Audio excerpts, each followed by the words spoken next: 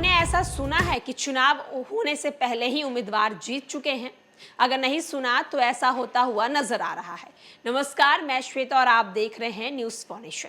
2024 लोकसभा चुनाव का ऐलान कर दिया गया है। चारों तरफ चुनाव की तैयारियां हो रही हैं।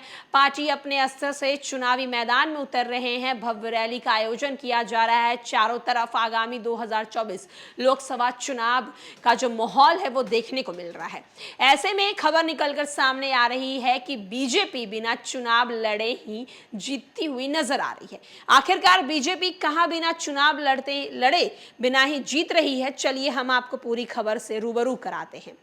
दरअसल आपको बता दें कि अरुणाचल प्रदेश विधानसभा चुनाव में मुख्यमंत्री पेमा खांडू और उप मुख्यमंत्री चाउना मीन समेत सत्तारूढ़ बीजेपी के 10 उम्मीदवारों ने बिना किसी मुकाबले के अपनी सीटें जीत ली हैं।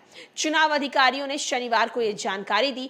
ईटानगर में चुनाव अधिकारियों ने बताया कि अलग अलग सीटों पर नामांकन वापस लेने के बाद पता चला कि बीजेपी के 10 उम्मीदवार निर्विरोध ही जीत गए हैं।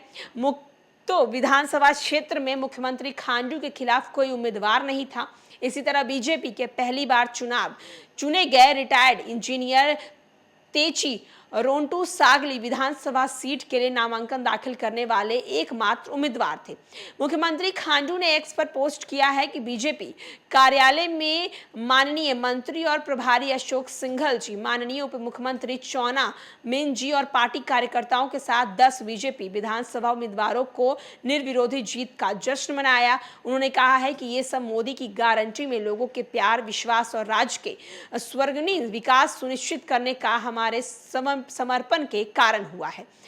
असम के मंत्री और बीजेपी के अरुणाचल प्रदेश प्रभारी अशोक सिंघल ने एक्स पोस्ट किया और कहा है कि अरुणाचल प्रदेश विधानसभा के संदर्भ में नामांकन के दौरान बीजेपी के 10 उम्मीदवारों को निर्विरोध चुना जाना एक बड़ी उपलब्धि है। मुझे पूरा विश्वास है आगामी लोकसभा चुनाव में अरुणाचल प्रदेश की दोनों सीटों पर भारतीय जनता पार्टी के उम्मीदवार भारी बहुमत से विजय घोषित होंगे और इनके साथ ही भारतीय जनता पार्टी विधानसभा की 60 में से 60 सीटें जीत जाएगी। विधानसभा में एक नया इतिहास रचा जाएगा। मुख्यमंत्री खांडू और उप मुख्यमंत्री चाउन मीन के अलावा अन्य 8 बीजेपी उम्मीदवार जो निर्विरोध चुने गए हैं। बीजेपी उम्मीदवार जो है वो निर्विरोधी चुने गए हैं। दरअसल 1999 से अलग अलग दलों के 4 उम्मीदवार अरुणाचल प्रदेश विधानसभा के निर्विरोध चुने गए हैं। तब से ये प्रथा जारी है। 2014 में निवर्तमान मुख्यमंत्री खांडू सहित 11 कांग्रेस विधायक निर्विरोधी निर्वाचित हुए थे।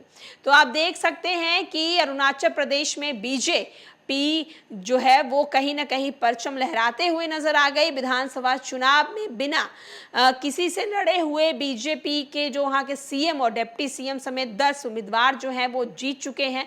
राज्य में विधानसभा के लिए निर्विरोध निर्वाचित हुए हैं और एक अधिकारी ने शनिवार को ये जानकारी दी थी कि सीएम खांडू और 9 अन्य निर्विरोधी निर्वाचित घोषित किए गए हैं।